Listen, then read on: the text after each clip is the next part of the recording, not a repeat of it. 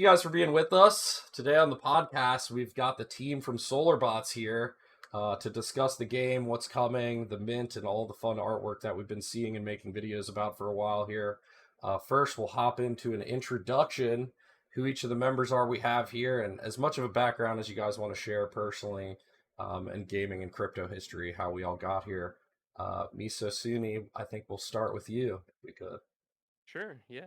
Hi, I'm Lucas. I am one of the two co-founders of Solarbots. I'm an engineer and have been for quite a while now. And in the past, I've also in my spare time worked on games, and I've been lead developer for Outworlder. There's a demo on Steam right now. It's a cool game. For quite a while. Unfortunately, I had to exit, but it wasn't because of anything nasty in the team. Um, yeah, and that's who I am pretty much. I used to cook more, and now I don't. That's a little fun fact. It's like a lot of people when COVID started cooking more. I started ordering more because I just got lazy. You went the reverse route. Yes, That's absolutely did. that's interesting. And Moonshine, how are you doing? Hey there, greetings. So I'm Moonshine, developer on the Solarbots team. My name is David, actually. I've been a software developer for 1.5 decades now, starting with web development, doing a little bit of game development, then going into mobile development for a long time, and now back into game development. Um, on the team page, I actually wrote I'm the the mad software architect's conscience or something like this. That's what I'm actually. I'm a really passionate software architect and software developer, and I'm trying to push our quality in the game uh, below the surface and above the surface to the sky. Essentially, that's my goal here. And I'm a really passionate gamer as well myself. So if I'm not developing, I'm either playing games all by myself or with my children. I love it, and that passion shows in the artwork. As I was like seeing the Solarbots reveals and like finding some of the artwork things, I was like taking me back to my childhood and some of the stuff I would remember from playing games. So I thought that was really cool. Avoidling, how are you doing today? I'm great. I go by Voidling, but my name's also Peter. My background is in engineering, computer science, and electrical engineering mostly. I've been in the blockchain space for about 2 years. Um, been around Axie, Sandbox, Ember Sword, all of the big ones. It's been a ride. I hooked up with Lucas about a year back now, and Solobots was just kind of the inevitable outcome of that meeting. Started off. Where did we meet? Somewhere in DeFi. Yeah. Uh, What but was it? it's I don't remember. I don't know how much we want to share with that, but I've been around the block. I've done some 3D printing, some AI stuff, a lot of programming, a little bit of everything. And so yeah, Solobots was just kind of the combination of all those experiences plus what we've done in blockchain, and it's been awesome. We've made an amazing team, and yeah, they're just a great group of people, and I'm pretty excited to be working with them for the next decade plus. Awesome. Yeah, I do like the fact that everybody's background is like deep in tech, game development, web development. Like you guys just aren't like a lot of the projects you see today are just coming out of left field with no history, trying to raise capital. So it's like good to hear that you guys actually have the background in the space for quite some time extensively, and that kind of goes to show in like the white paper and everything that I've read about Solarbots, and we'll kind of get into that later. For everybody that's watching, like, what is Solarbots for those who are getting introduced for the first time? How would you explain that to like a new viewer? Solobots is a oh, it's such a beautiful sentence. We use it all the time. Solobots is a meta and storyverse, and it's a currently single player RPG that in the future will receive a lot of updates to become to get a lot of multiplayer aspects to it, with an entirely player controlled, designed, and governed ecosystem and economy. Awesome, awesome. I'm very excited to play this game. And like going back, like what were some of the games from your childhood that kind of inspired Solarbots? Like what would you guys liken it to? Mostly explaining to a gamer kind of what it could be like. It was hard. So Mixture. um, economy wise, it has a lot of aspects of Eve Online. In the terms that everything is created by players and sold to players, for several different economical loops, and crafting gathering loops, um, and combat wise, it's more akin to something like a more deep and complex version of old Final Fantasy games. Usually in Final Fantasy games it was fairly, oh, I cut out there. Usually in Final Fantasy games, it was fairly simplistic turn-based combat, which there's nothing wrong with it. It's just that we enjoy a more a more deeper approach to playstyles. We don't really enjoy just spamming X all the time.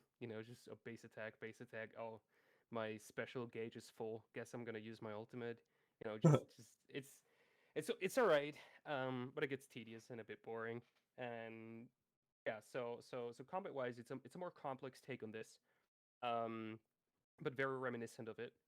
And gathering and crafting wise, it's going to be fairly unique in many different ways, because gathering and crafting will not be based around just pressing a button and then watching your character as it picks at a rock, and then it's like, oh yeah, iron ore, epic. But it's going to be more like having different types of mini games for each gathering and crafting profession. What When our exactly they're going to be like is something that will develop still over time. There are a lot of ideas floating around in the team for the different professions, but there's not a whole lot to share in that yet, because we're pretty early in. I love that you touched on that though. That was like one of the important parts for us when we were looking into the game is like you guys have thought out like how to stop like just bot mining of general resources and like putting in the mini games to kind of get that proof of human back into it. And also just to make it fun, like you said, like you're not just like chipping at a rock, getting like some more rock for yourself. Like making it a fun game, I think is really important. Avoidling kind of touched on it a bit, like how you guys came together in some discords, maybe through DeFi. But what was like the aha moment for you guys, where you guys were like, "We got to do this. Solarbots is a thing." Ooh. Uh, well, we wanted to build something in the metaverse space. We have been in a lot of projects as I guess pseudo investors. Uh, Probably back in the summer, we really were into the idea of building something on top of Axie Infinity, and that's an amazing project. They're market leaders. They're doing amazing things, but they weren't really ready for a third party to come in and build something on top of their IP, like in their universe. And that was kind of the aha moment, right? We'd put together a small team, a much smaller team back then, and we were ready to push forward on some lending tools and borrowing tools, and it didn't line up. Like they weren't ready for us, and we really wanted to get building. So it was at that point we started talking about, well, we can't build in their world, and there's no other world that really excites us. Maybe it's time for us to put something together of our own, and that's pretty much how we ended up here. It was also the obvious choice, really, looking back now, because all of us really love gaming and really wanted to get into the game development. Like for me personally, I still remember the first game I ever played was Sonic the Hedgehog on the Sega Genesis. Um, That's a and good game. call yeah, it's amazing. I was absolutely enamored by it. I think it was like 4 or 5 years old back then. And the first time I was, I found out that if you press down and what was it, B? I think the Sega Genesis had like three buttons, A, B, and then something else. Yeah. And that you just spin up and then you go super fast. Oh, that was fantastic. Like for me as a little boy, Jesus Christ, that was it. That's all Collecting the all the things. rings. Yeah, and the music, and then the all these different types of songs, and they're so good, and they're just trying not to drown in the water stages, absolutely phenomenal. And yeah, so for me, that was really it. That was the point in time where I knew deep down that's what I want to do. Right, that at some point in my life, that's what I want to do. I want to make a game, and not just one game. I just want to be a game developer in some capacity. So it really was the obvious choice, right? It's the perfect moment. We have the people now, we have the know-how now, so it just had to be done. I love that. Yeah, the metaverse is full of possibilities, and like I said, Axie is a huge influence. And actually, Baranar in his Axie chat, or his Baranar takes, the early videos, that really inspired um, me at least. It kind of opened my eyes to the sort of things that this silly little game can do. Um, it really is a new category of thing that could change the world if done right. And we were looking forward to getting into the builder seat. So, like Lucas said, it was obvious. Yeah, that's awesome. And like you said, we all definitely stand on the shoulders of giants. Like Axie was very eye-opening for me and my development and Play to Earn Gaming, and I feel like we were all probably in a lot of the same boats. Like I played a lot of games as a kid, obviously, and it almost took a back seat when I grew up and job and work and everything like that. And when I found Axie in the past year, and it gave me a reason to play like an economic game, but also still have some fun and get back into gaming. And I feel like it's definitely help me grow and get me to the point where I find Solarbots and like am looking forward to more and exciting gameplay coming in the future. I just think it's amazing what's happening in the ecosystem. It's pretty crazy. What was it like creating the concept of Solarbots and then like presenting it to the public and like the feedback you guys got, like minting out and all of that? What was that feeling like as you were going through that whole part of the journey? Exciting, scary, and Scary, yeah, for awesome. sure. Uh, Yeah. we weren't Oh yeah, 100% sure how the sale would go, but yeah, it was fun. It was awesome. And as far as the inspiration, we were kicking back themes, and I'm sure everyone sees a little bit of resemblance. I brought up Metabots, that old cartoon from when we were all like 14, 15, and we took that idea to our artists who are amazing, and they just kind of ran with it, and they've done a really amazing job with it. yeah. The name Solobots was originally a working title. We were just Yeah, riffing names, and it just kind of stuck. Like Solobots was the one that kind of stuck, so we just kept calling it Solobots, and eventually we're like, yeah, right, it's Solobots. That's what it is. yeah, this is fine. Yeah, this is all right. What were your feelings, Moonshine, as things were kind of progressing and you were kind of seeing the mint happen and like all of this kind of come to fruition? What kind of thoughts were you having? I was honestly amazed. Like I wasn't expecting that much of a welcoming enter into the crypto space for the entire project and team. Um, when I joined the team last year, I was a little bit like this was the turning point. If we were able to actually successfully um, to the mint, this would mean that we could actually go all in with our investment for the game and move forward for the next couple of years. So seeing the mint event that successful was amazing, just and gave us also the backing from the community. This is really something that people want, and we should be much more invested, and we should really um, bring something great and make some change essentially in the ecosystem on the market.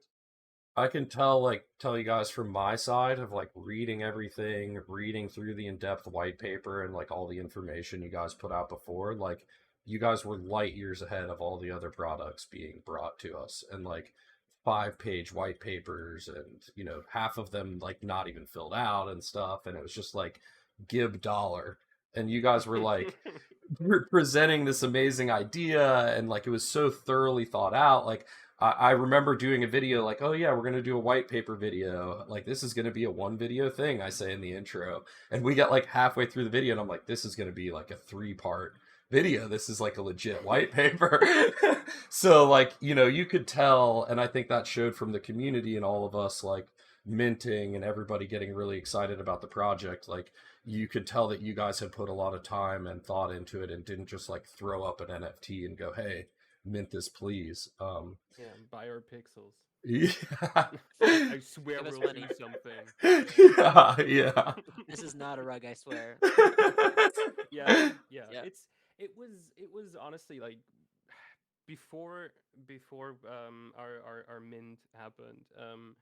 It was also something that really frustrated us in the space is just how much, and especially now. I mean, I won't name any names, but you probably know exactly what I'm referencing. Um, there's so many projects where there's just either absolutely nothing, and I mean nothing. Like we don't have a game yet either, right? I mean, we're working on it, and we have our internal. I wouldn't call it alpha because it's before alpha, but we have our internal version of it. Um, but we don't have a public game yet, right? So fair enough if you don't have a game yet. But there's so many projects that really have absolutely nothing. But they make millions and millions and millions, and you just watch how people, really try to get into something that they can believe in, and then they just get, ripped off every step of the way. And it was frustrating for all of us. Like we all hate to see it. None of us wants that to be the space, right? We see crypto and we see NFTs and we see so much possibility and so much opportunity, for people to build experiences and to build things that have never been here before in this capacity. And seeing that not happen was infinitely sad for all of us. So it's a joy being able to work on this all the time. It's amazing. And now the mint's over. How have things changed? Like I know the team has grown a lot. Can you guys speak on that? Yeah, well, we're constantly onboarding. So right now we're in contact with another artist, and I believe there is another engineer coming in either 1st of March or 15th of March, just by how the regulations work around notice periods in Austria, because it's an Austrian engineer who's joining. There's also potential onboardings coming in summer, so there's a lot of exciting stuff happening. I think the art team has more than doubled. The engineering team has almost doubled, Getting close. and yeah, it's wild and it's amazing, and it just feels so good to have so many people who align with us in so many ways, and with the project, and really, the people in the team aren't employees, right? They're not working for us. They're not just building. Oh yeah, this is Peter and Lucas. That's their product. Just make here money. Make program for me. Draw for me. Right?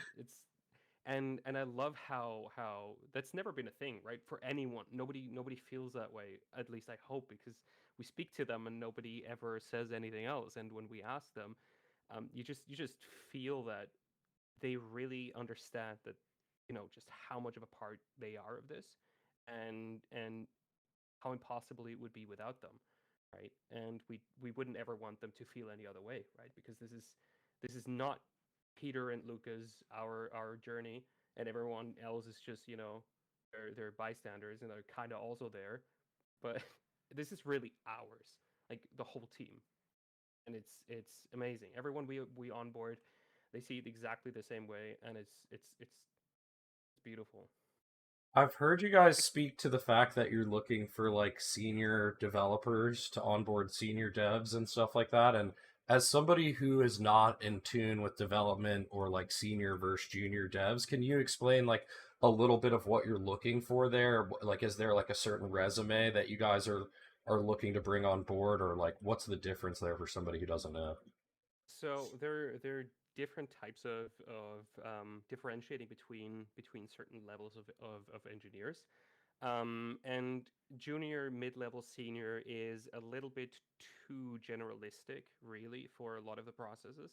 It's also why Google uses a level program, where it's, if you be right in the beginning, you're level 1, and then the longer you're there, and the more responsibility you take on, and the more experience you have in certain aspects, that makes you a level something developer or engineer in that aspect.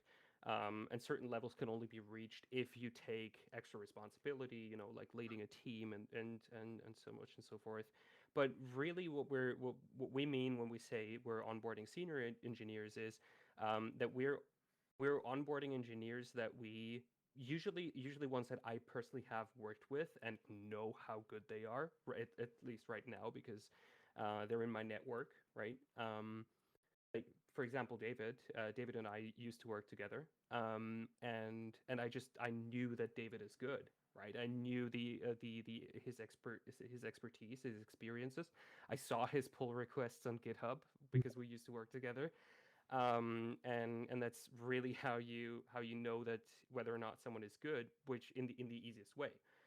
As soon as we start to go out of mine and the extended circle, where when it comes to the network of team members such as David, as soon as we have to branch out from there, it's going to be a lot different and obviously more difficult, right? So there's the time experience is of course a component, but it's not the most important component, right? Normally in many web 2 companies, you say, all right, okay, for the first 2 to 3 years you're a junior developer, then you're a mid-level developer for another 3 or 4 years, and only then you'll able to claim a senior position.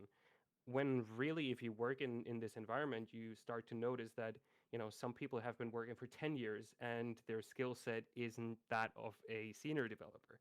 And then you see that someone has maybe been working for 5 years and they've surpassed that person who has been working for 10 years and is very much on a senior level.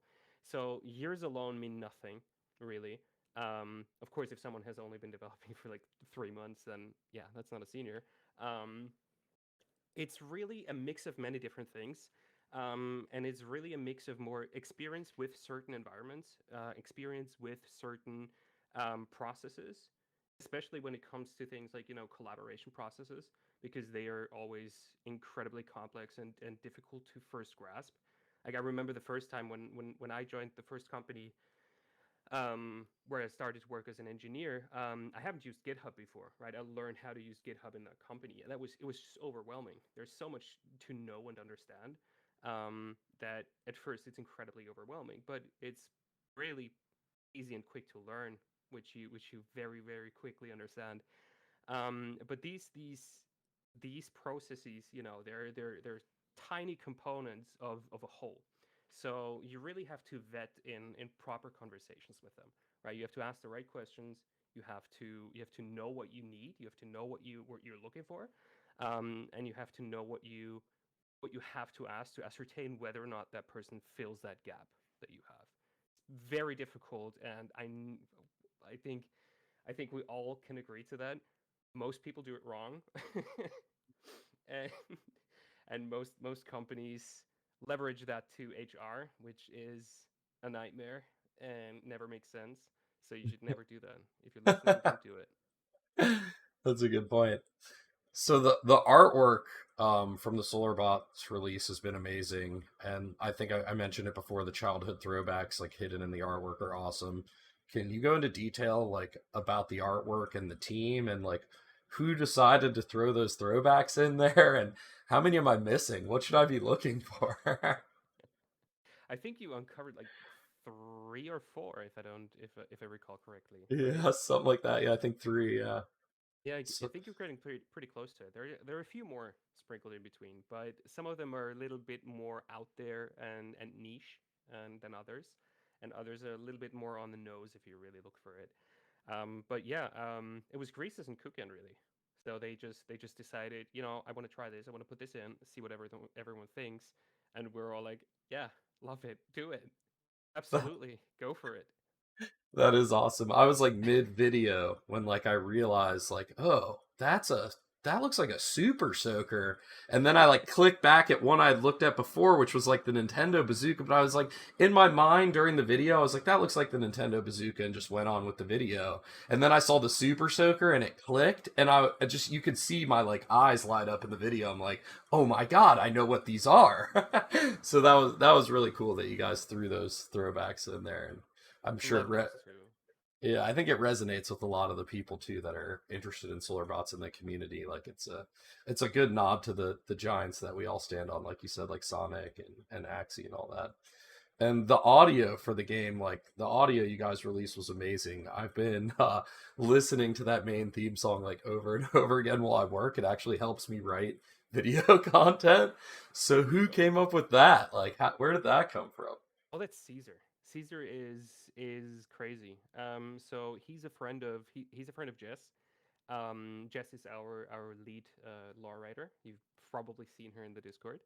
And very early on, I was very specific in was a very selfish thing. I have to admit. I was very specific in what I really want for type of music, and it was sort of a I'm drawing a line in the sand, and we didn't even start talking about it, but it's already a line in the sand. Like I don't care. We need this. Please trust me. And Jess immediately got it and said, "Okay, I know the guy." And then then we started talking to Caesar, and he put forth a couple snippets, and I was sold. I was just immediately sold. Like he's a long time musician, an artist in many different ways, and it's just it's just fascinating how fast he comes up with these incredibly complex themes that just speak so much about what they want to represent in the game. Like when you once you for certain soundtracks, like for example the combat theme, the Lacron Empire combat theme that we teased. Well, not the whole one, but a little bit we teased. Um, it's just immediately recognizable that this is going to be a combat theme, right? And we also have ones for different boss fights where there's your bosses in of the abyss. They're absurd creatures that can do absurd things, right? So a lot of the themes for them are very distorted versions of the original ones with different new melodies interwoven. So it really represents this entity that's just it is superior. You may not want to accept it, but it is superior to you and everyone else. And and he just gets it. I think that's in general that's the running theme with all the team members. They just get it. Everyone just absolutely gets it, and they put it into action, and that's the result. Seems like when you get such a fun project like this, like you get emotionally involved in like it's an enjoyable project, and people that are working on it are able to like really pour their like heart and soul and time into it and have fun with it. And it's not just like building another widget for some corporation, For sure. where you don't get to like show yourself a little bit, you know what I mean? And like speaking to that and like kind of going back to the artwork a bit, like the animations you guys are working on are amazing. Like, is that like are those hand drawn each ones like individual? How painstaking Yeah. is it to get all the animations done? Insanely. Every single animation is completely hand drawn frame by frame, right? So every single frame you have to draw the entire character in a different pose, and it has to make sense. And the general rundown is that at first you draw the silhouettes of everything. You get the proper the scene done with a low frame rate, just silhouettes, so you can convey the general thing that is happening. Then you fill it up with some in between frames. Then you get it to base coloring. Then it gets to detail coloring, shading, cleanup. It's a lot of work. It is truly painstaking work, but it pays off. It just feels so much more alive, natural, and fluent than if you just use motion tweens. If you don't know what motion tweens are, look it up on YouTube. they're like 5-minute tutorials. You can do it yourself in pretty much every program that there is for these kinds of things. It's very simple. I can't say it enough. Like, you can tell the detail you guys are putting into the game, and like doing those releases and updates where you show that stuff. It's amazing to get that type of communication from a team that's building right away and being like, "Hey, check out like what we're working on. Here are some of the little bit of the clips of the animations. Like, here's the artwork. Here's some of the audio. Like, all of that stuff. Being able to see that in real time and watch you guys build like completely unique content is really amazing and fun to watch. Like, I feel like I'm kind of a part of it, even as an outsider. You know what I mean? Like, That's what we want. yeah, awesome, awesome. Yeah, it's been amazing That's to what we like want. read it all through. So, and let's go to like the roadmap a little bit here and kind of get into a little bit of the juice and guilds. Something I really loved you guys did in the white paper was explaining guild halls, and land sales are coming. Can you elaborate a bit on that? Like, what's a guild hall? Why will people want land? Sure. So we have to really differentiate between land and land, right? In Solarbots, there's two two larger types of land. There's land within the capital cities, and there's land outside of the capital cities. So the outside of the capital city land, that won't be sold for quite a while, because it's just too far ahead in development timelines, and there's not much point to selling it now. In terms of player housing and guild halls, on the other hand, that is something that is more tangible. So player housing and guild halls are the ones that we should probably tackle now. Guild halls are going to be the thing for economy, right? Everything that needs to be crafted has to be crafted by guilds. If and not just the guild leader, of course, but guild members can craft as well. So if you want to be a crafter, you're going to have to either purchase one or look for a guild to join. Um, and and these guilds can then outfit their guild hall with several different types of tools in which you can then craft for these professions that the tools allow you to craft in. For player housing, it's your personal hangout space. You can furnish it however you want. You can remove the furniture inside of your house. You can invite your friends and chill with them in there, chat with them. Maybe have a little bit of mini game in there. That sort of thing. So they'll be like the housing will be like a personalized space where everybody can kind of customize a hangout. Like, hey, let's all go meet at my house and Solarbots and play some games or something Yeah, like that. Check out my exactly. furniture. check out check out my stools over there. It's real wood, man. And when it comes to crafting a bit, dude, when herbs? Like, we got herbs on the roadmap here. I need to have a guild hole that specializes in herbs. Yeah. So there's going to be some minor crafting and gathering before the larger land update. So of course, as soon as the larger land update with the out of capital city lands ships, that's really where the juice is. That's really where most of the materials are. Like, obviously not in the capital city, but in your player housing, you'll have some a small garden where you can plant some herbs um, and perhaps have some bamboo, because bamboo grows fast. So we can rationalize it with that. Because you don't want to you don't want it to be like, oh yeah, you can cut this tree and then in 35 years you can cut it again. It's cool. Enjoy. Like so it would be fun to have a daily allotment of herbs that you can pick, and then once a week you have your bamboo that you can cut down and it just sprouts again, and it's magic bamboo, so it only takes a week. Oh, like a week. I love that. An That's herb great. garden in my house sounds like real life.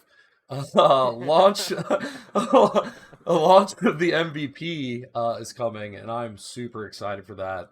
What can we expect on that? Like, what kind of gameplay are we gonna have right off the rip, if any? What's gonna go on there? I'll let Debbie take that if he wants to. Sure, I can share a little bit. Yeah, so we're currently building the first playable version of the battles of the battle encounter Solarbots versus Aberrations.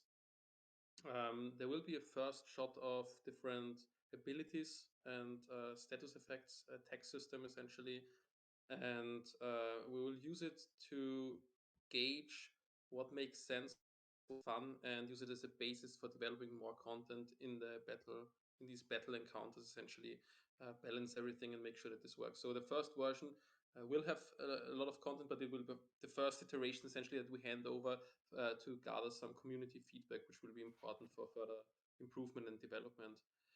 We will have a little bit of story interwoven into the entire thing, so this should not be left aside. Story is really important for us, and yeah, I think that's all I can tease for now. I'm not sure if Lucas wants to share a little bit more. That's all right. That covers it. I'm glad you touched on the lore. You guys have done a lot with the lore, and like that's another key part of like what has kept myself attached is you guys have really poured the time in to build out the characters and the storyline of this. And like that's important just as much as the gameplay, I think. And you're not just like throwing out images like, oh, game coming. You guys Absolutely, yeah. So we actually, our storytellers wrote a really great and amazing script for our first version, and they really set up the bar high for the entire team to actually push ourselves to the limit to actually get this thing to life. Like this is, it feels like triple A content that we're going to produce there for the MVP, and we're really pushing hard to actually match what they envision essentially for the first version that we actually ship to the public as possible. Like, and it's really it's setting really the vision of the direction we want to go with, because we're really striving for something great here, and we're really trying hard everybody to deliver as much as we can. that's Yeah, awesome. Priestess has already been started working on some of the intro sequences. So it's not going to be fully AAA cutscenes yet, because Yeah. frankly we neither have the team size to do that, nor the time, right? These 1.5 minutes cutscene, fully frame by frame animated, those usually have a team of 20 to 30 animators, and it takes them weeks or months, right? So it's an incredible amount of work, but we still have some very eerie, creepy, and sick um, sequences in the opening. I love that. And I love the honesty too. Like, you get right to it and you're honest about this takes a lot to build out. We've set the bar high here. And, you're just being honest that we're pushing towards it over time. Like, I think that's Yeah, really important.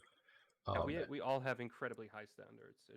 And I'm holding myself to the same standards I'm holding everyone else, and it's we all understand that any product, anything you do is only as good as the worst part of it, and that's why we don't want to cheap out on anything, right? We could have done super simple animations for the beginning, but that would automatically devalue all the other effort that it is in there. We could also say, okay, you know what, gameplay, who cares, just make it, just spam attack, just ship.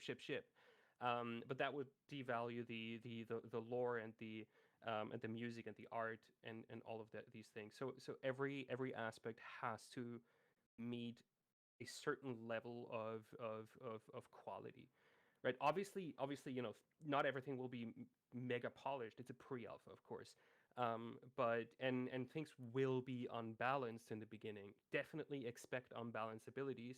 There will be something that is overpowered. There will be something that is undertuned. That's something that we'll be actively working on as soon as the pre-alpha MVP is out. So, and we can only do that really with your help. So, if you're playing it and giving us feedback on, hey, I think this ability is a little bit too strong, um, those are the things that really help us in developing everything. I love that. Keeping expectations like in reality, not letting it get too far because like the artwork and everything, it lets your mind dream and you start to think of like amazing things. So keeping everybody in reality and on a proper roadmap, I think is a good thing. Something that really stuck out to me is like the hardware hacker, and creating their own visual effects for combat abilities.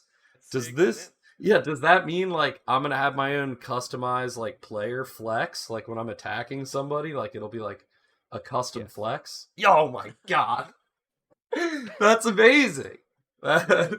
It is. The idea comes from one of our game developers. Like I don't know when it was, but I think it was like 3 or 4 weeks ago that he pinged me and he's like, "Yo, what do you think about this?" crafting your own visual effects. He went a little bit too far then, and kept rambling on. I wanted to go like to the moon and back, and I managed to reel him a little back in a little bit and be like, hey, you already got something here with visual effect crafting, because that's sick. That's amazing. Um, and because it's something that after he said it, it's like, yeah, of course, holy shit, of course, we have to do this. I always wanted this.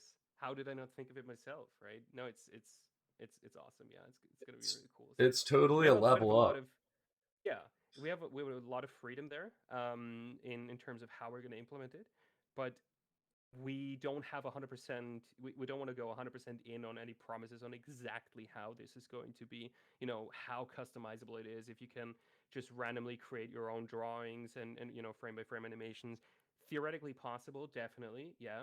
But it could also be something more along the lines of the furniture API, right? So where we plan to do the furniture API, where you can create your own scriptable, customizable furniture, where then the governance vote decides which ones get whitelisted and which ones get into the or let's rather say greenlit, to go into the pool of craftable furniture. Could be something like that for visual effects as well, right? So there's a lot of possibility on how we're going to implement it. But yeah, it's cool. And is some of that stuff going to be a part of the economy? Like if I came up with some sweet wooden furniture and was selling it, like part of that economic benefit will go back to the creator of the Yep, furniture or 100%. forever. forever. 100%. Yeah. So Wow. as long as the marketplace exists and as long as Solobots exists, whenever someone you let's say you create a really epic table. It's not MDF. It's just a really epic table, and everyone thinks this is the best table I've ever seen in my whole life, and the whole governance vote decides yes, absolutely greenlight this table. Never seen such a beauty. And then people obviously craft it because it's the best table ever. And then people purchase it on a marketplace. A share of that fee generated from the marketplace fee will forever go to the creator or creators, depending on how many people worked on it, for as long as we exist.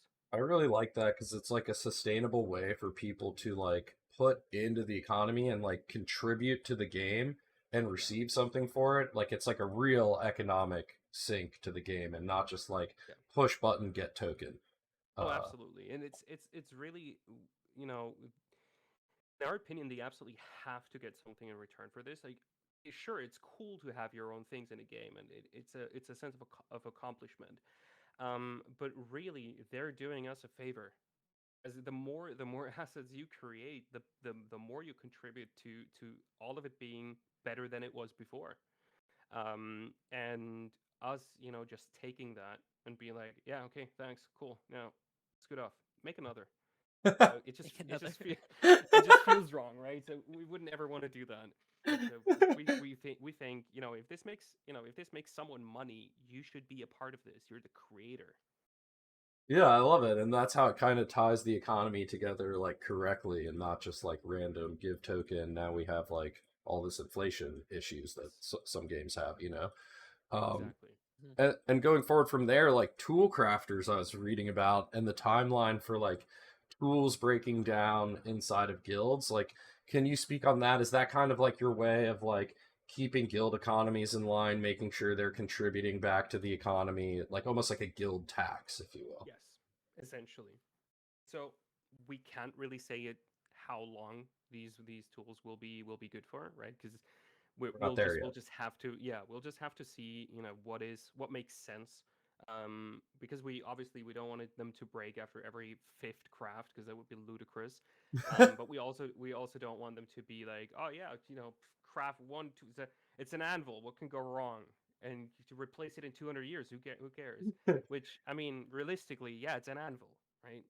Take it 200 years, as long as you don't throw it down a cliff every Monday, it'll survive for quite a while. Um, but we just have to tune it in the way where it makes sense, so that the tool crafter doesn't become entirely redundant after a month or two when everyone has everything. So it just always keeps going, and the guilds keep putting back into these ecosystems as well, and not just the assets, but also taking assets from it and paying for them. I love it. Like I envision the tool crafter as like, the old guy who had been working at a corporate job for long, keeping every machine running, and he just knows the ins and outs of everything. He could probably be the CEO. Like, I can't wait. Like the first guild tool crafter that retires in 30 years from tool crafting machines, and he's talking about like the first Solarbot machine he had to work on. I just think it's gonna be hilarious one day. I remember when I had to craft my first anvil Yeah, single-handedly. exactly. And then going into like jewel crafters, I thought that was really interesting. Are jewels one-time use? Do they degrade over time? Which Need one? replacing over time? And then like the prefixes, so there's different cuts of the same. Like you can have a ruby trillion, a ruby trillion, a ruby square, a ruby Well, pentagon, yeah, and the other way around. Otherwise, it would be a suffix. But yes, a essentially, trillionth it's ruby, or a yes, trillion ruby. exactly. Aha, learning something today. Now I'm officially learning how jewelry verbiage goes. It's more about the pre versus suffix. So the prefix means that it's in front of the name, like it's a descriptor in front of the name, and the suffix would be after. So for example, who does this? There's a game. It's like Diablo but better. Path of Exile. And Path of Exile does that a lot with items, where it's like the item name is just longsword, right? And then there's a prefix. It could be dusty longsword, and then there's a suffix. It could be dusty longsword of the seller, which makes sense too. And these different prefixes and different suffixes have different types of buffs for that item. A different pool of things that could be rolled on, and you can re-roll it, whatever. So it's a system I really like, because it makes it immediately distinguishable from the others. I like how you came So up with that off the cuff there. Rusty longsword of the cellar is what you said. That was yeah. pretty good. It Uh, could be it could be like it could be poisonous claws of the viper too. I I think like that that. actually exists. I don't know.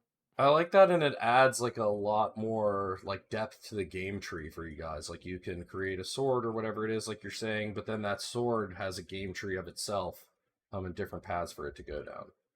Yeah, through the gems, yeah. And it really gives you such a different approach to theory crafting, because okay, I really want to go for a corrosion build because it reduces the armor, corrosion and physical damage. And then of course you could be like, all right, I really want to counter the corrosion build, so you go for things like energy shield and elemental resistances and these kind of things. So it really gives a lot of the going hard into a specific route for your theory, being able to counter that as well, because otherwise it will make sense, because something would be overpowered, and having these opportunities to tune and change your Solobot team without necessarily always having to craft another Solobot or a body part. I like that a lot. It gives a lot of depth to the game, and I feel like I'll like explore one route, and then I'll want to go back and explore another route, and it just gives like a lot of opportunity for people to endlessly play the game and explore and learn different game trees.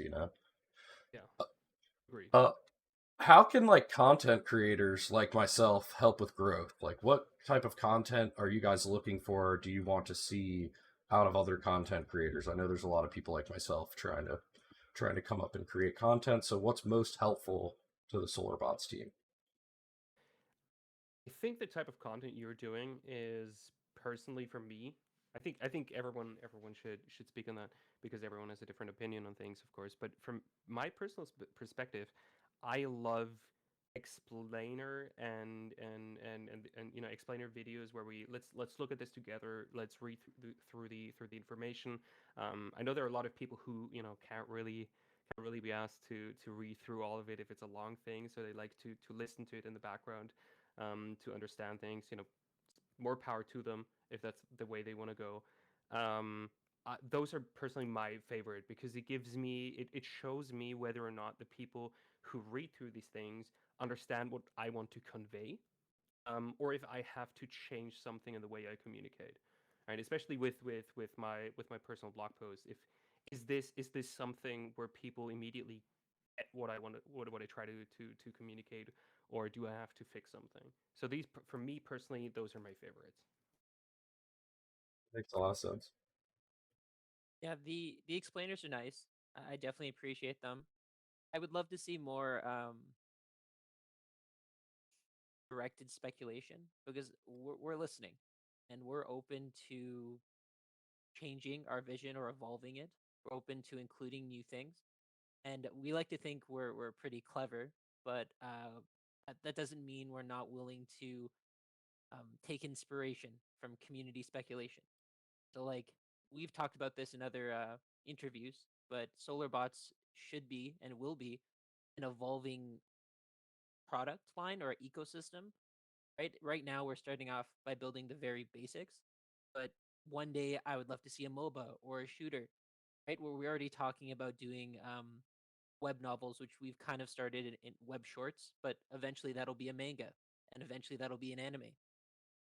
So I love detailed content, and to take it one step further, I'd love more speculation because again, we're listening, and if you have an amazing idea, we'll credit you, and we'll try to find a way to include it.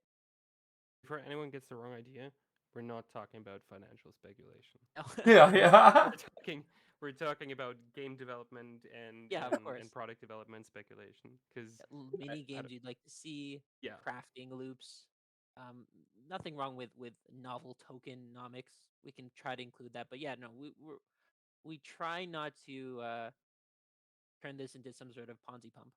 Yeah, yeah. No, I'm glad you touched on that, and yeah, disclaimer needed, but yeah, I would have never thought about that and like wanting the community to kind of speculate a little bit on game mechanics or something and kind of get that communication started back and forth between you guys and the community. Mm-hmm. What about you, Moonshine?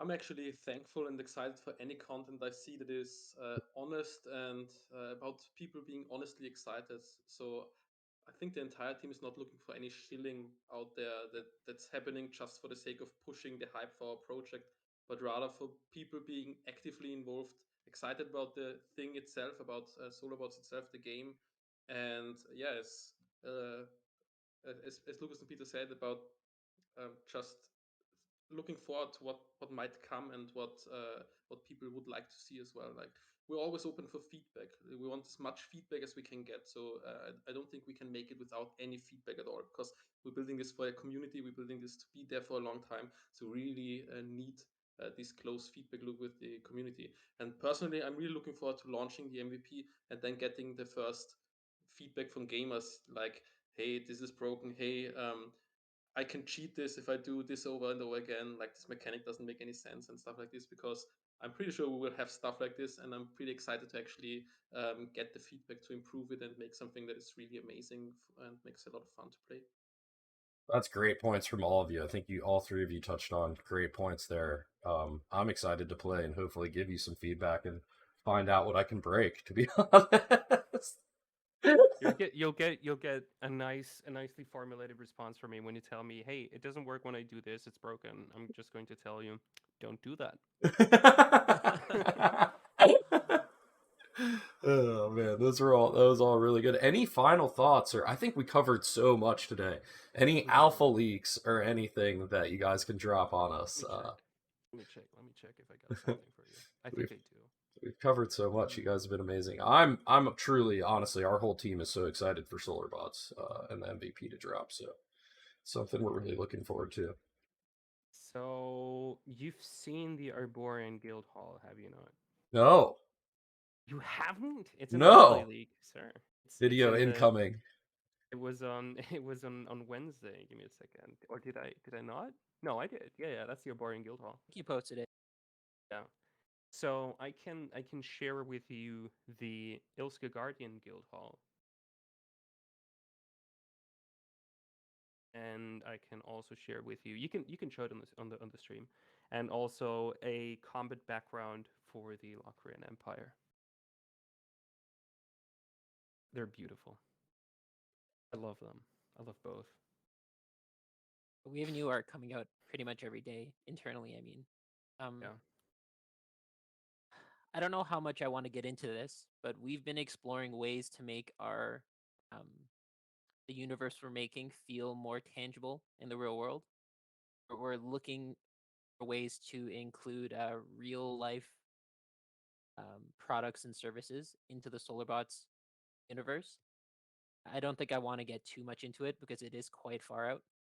But Yeah, it's very one long day term.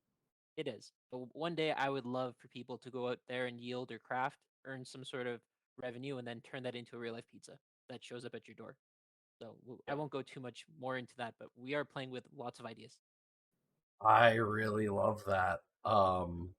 I was discussing this with another project that's like a wine project on the blockchain, and I Hmm. just because we're in gaming, I was like, it would be really nice if you guys partnered with some of these games, and in the game you got wine, and in some games like back in the day in EverQuest or whatever, you could get your character drunk and the screen would get fuzzy and like your walking would be all messed up.